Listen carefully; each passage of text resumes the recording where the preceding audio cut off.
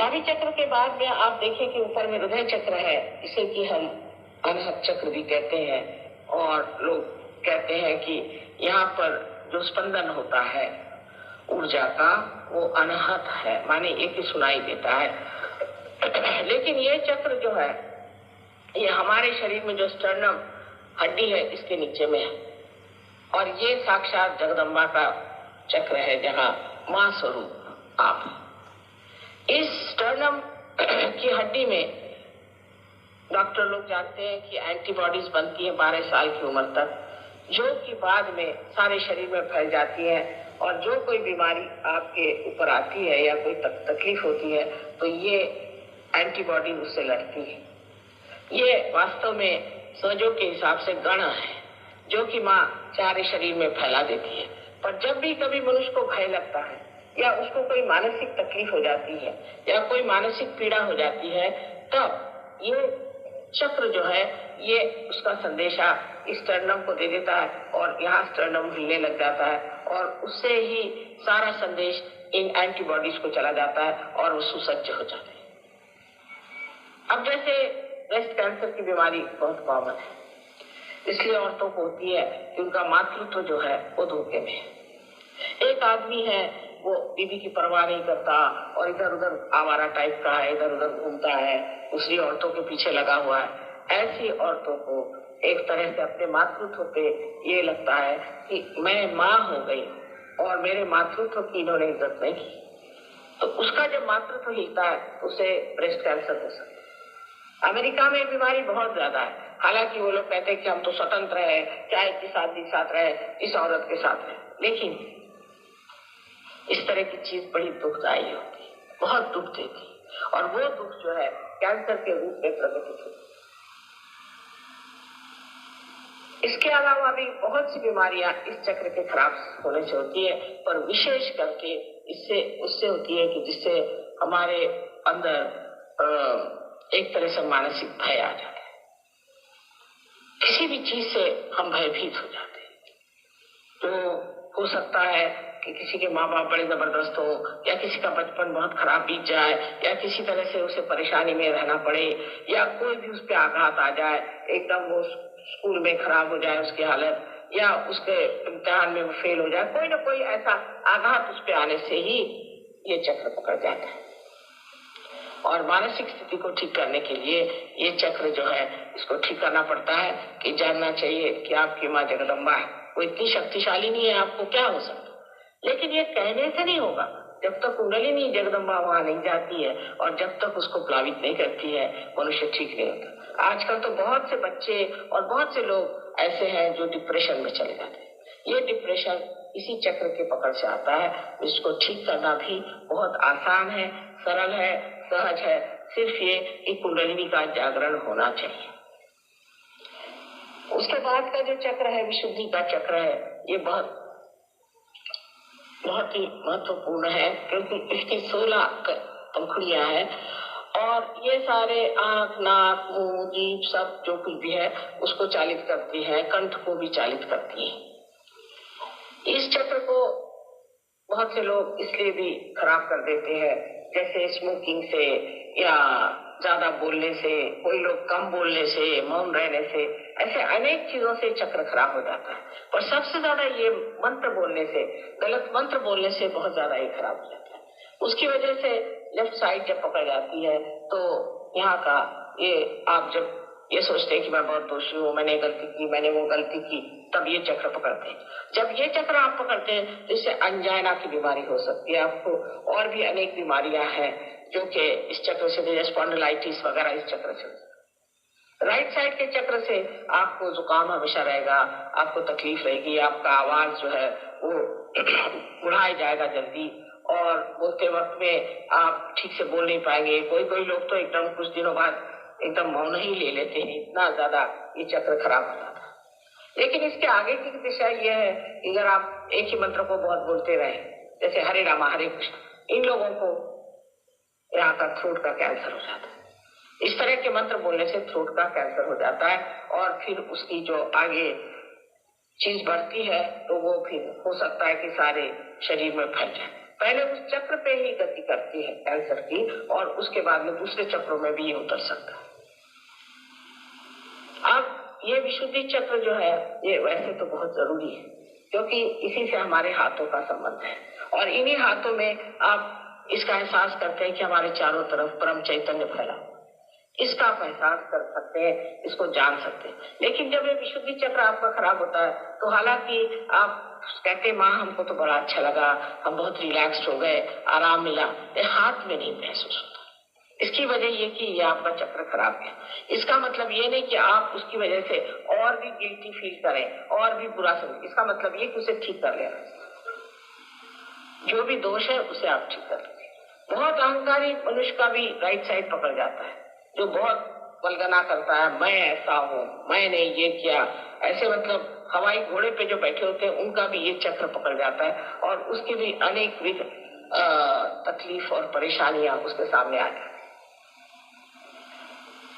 इस चक्र के बाद आज्ञा चक्र है, ये भी बड़ा महत्वपूर्ण है, और खासकर दिल्ली वालों के लिए, क्योंकि यहाँ लोग सोचते बहुत है, सोचते ही रहते, पता नहीं क्या सोचते, पागल जैसे सोचते रहते हैं। अब उस सोचने से ये चक्र बहुत चलने लग जाता है। इस चक्र में यही सोचा जाता है ज्यादातर, इसने मुझे ये कहा मैं इसको ऐसा ठीक कर दूंगा, उसने मुझे ये कहा मैं उसको ठीक कर दूंगा। अरे भाई, मनुष्य का तो ये स्वभाव ही है कि किसी की तारीफ न कर, किसी की तारीफ, मुझे भी लोग गालियां बकते, आपको आश्चर्य होगा, मुझे भी गाली बकने वाले दुनिया में लोग हैं। तो जिसकी आदत पड़ गई गाली बकने की, वो तो हर एक चीज को गाली बकेगा, और अगर उसको कुछ नहीं मिला तो एक लैंप पोस्ट को भी जाके गाली बकेगा। वो तो आदत है, उसको क्यों इतना बुरा मानना, और उसके लिए इतना क्यों फील करना कि उसको मैं ऐसे ठीक करूंगा, मैं वैसे ठीक करूंगा, मैं उसको माफ नहीं कर सकता। आप नहीं कर सकते तो आप ही की खोपड़ी खराब जा रही। तो ये जो चक्र है ये बहुत महत्वपूर्ण है, क्योंकि जब ये जागृत हो जाता है तो हमारे अंदर बसा हुआ ईगो और सुपर ईगो, इस तरह की जो दो चीजें हैं, माने मन और अहंकार, ये दोनों ही चीजें अंदर से एकदम खिंच आती है, जिससे कि आपके कर्म जिसे कहते हैं, आपके कुसंस्कार सब खिंच आने से, और ये ब्रह्मरंध्र जो है खुल जाता है।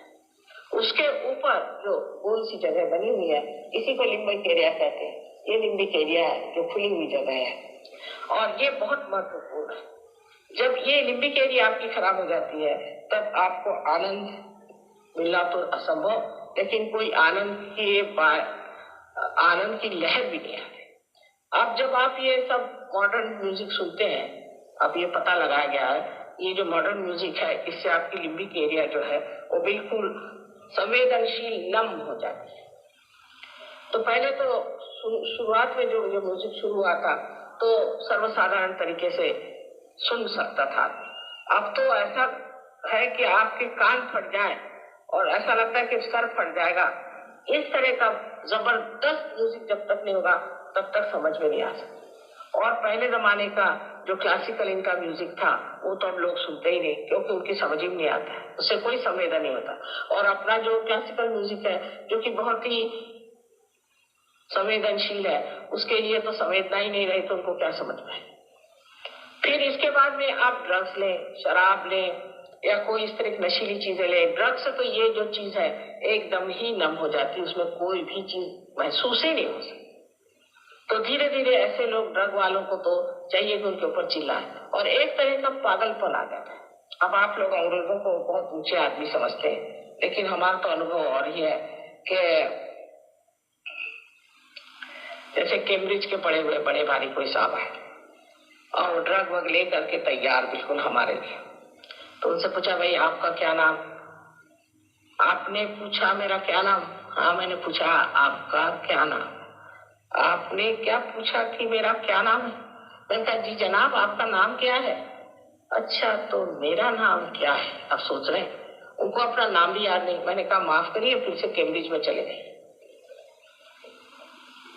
पर उसके बाद जागृति के आने के बाद सारा उनका जो एजुकेशन है वापस आ जाता है और वो आदमी बढ़िया हो जाता है। ये ड्रग लेने से मनुष्य कितना महामूर्ख हो जाता है, ये अगर देखना आपको तो आप कभी इंग्लैंड आइए तो मैं आपको दिखाऊं, और यहाँ 2-4 लाख कर दिखाने से लोगों को पता हो जाएगा कि मनुष्य कितना महामूर्ख हो जाता है। फिर आपके बच्चे जो ये लेते हैं उनकी मृत्यु भी बड़ी जल्दी हो जाती है। जैसे कोकेन लेने से मनुष्य आधी जिंदगी जीता है और आधी जिंदगी तड़पता है और उसके बाद वो खत्म ही हो जाता है। इसलिए ड्रग बुरी चीज है। लेकिन ड्रग को तो इतना बुरा कहते हैं और शराब को नहीं कहते, क्योंकि इतने सालों से वहां शराब चल पड़ी है। हर गांव में जाइए तो जो पब होएगा, सबसे बढ़िया जो घर का पब होएगा, और उसमें किसी राजा का या रानी का नाम होगा। अपने यहाँ कोई राजा रानी का नाम रखे तो लोग उस पर डेफेमेशन केस कर दे। पर इस तरह की वहां पे चीज चल पड़ी थी, उसकी वजह से शराब और ड्रग्स इन देशों का सर्वनाश हुआ जा रहा है। और फिर अपनी स्वतंत्रता में इन्होंने कोई भी बंधन न रखने से इनका ऐसा ही सर्वनाश हो जाता है। अब आपको उस रास्ते पे जाना है या परमात्मा के रास्ते पे जाना है, या आप समझ लीजिए, पहले सोच लीजिए कि ये लोग कहाँ जा रहे हैं और हमें कहाँ जाना है। ये अगर गड्ढे में गिर रहे हैं तो आपको भी गड्ढे में गिरना है तो गिर जाएगा।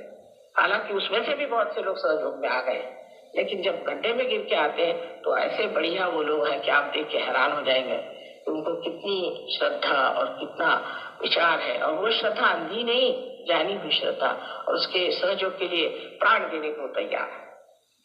तो इसी प्रकार जब आप ऊपर देखते हैं तो सबसे आखिरी जो चक्र है इसे सहस्त्रार कहते हैं। ये सहस्त्रार हमारे लिम्बिक एरिया के चारों तरफ जो हमारी नसें हैं 1000 वो नसें, इस वक्त कुंडलिनी अंदर जाकर के उसको प्रज्वलित करती है।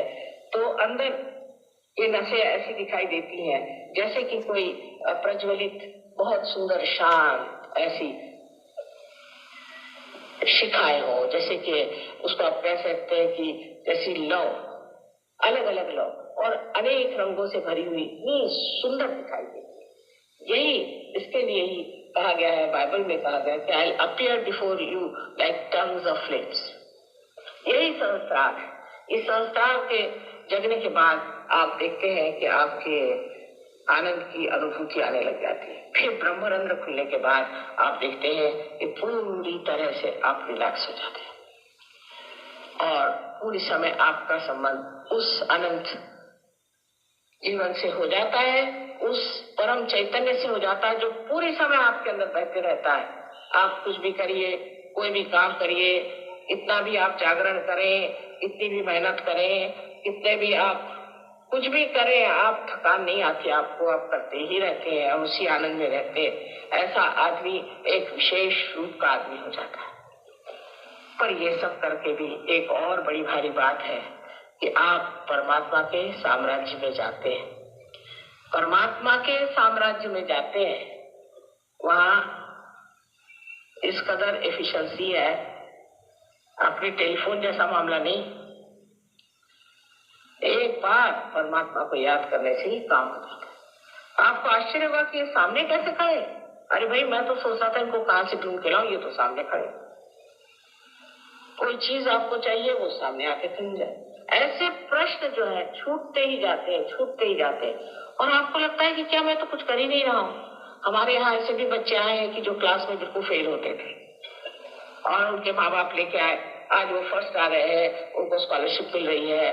जो कोई आपको स्कॉलरशिप वाला मिलेगा अधिकतर वो सहयोग होगा, सारे इम्तिहानों में फर्स्ट आ रहे हैं। भाई हुआ कैसे पता नहीं। अभी एक लड़का 25 साल में चार्टर्ड अकाउंटेंट हो गया। बेटा कैसे अकेले सहयोग और हुआ कैसे? तो मैं 25 साल में तो कोई होता ही नहीं। वो कहले पता नहीं माँ मैं कैसे होगा, मुझे पता ही नहीं, मैं हो गया चार्टर्ड अकाउंटेंट। इस प्रकार इसके इतने डायमेंशंस है, इतने आयाम है, इतने आशीर्वाद है कि उस आशीर्वाद को पहली मर्तबा आप जानते हैं कि ये आशीर्वाद है। हर तरह के प्रश्न आपके जो है वो डूब जाते हैं कहीं और आप अपने मस्ती में रहते हैं, आनंद में रहते हैं। आशा है आज भी आप सब लोग इसे प्राप्त करेंगे और उसे पूरी तरह से जोड़ लेंगे।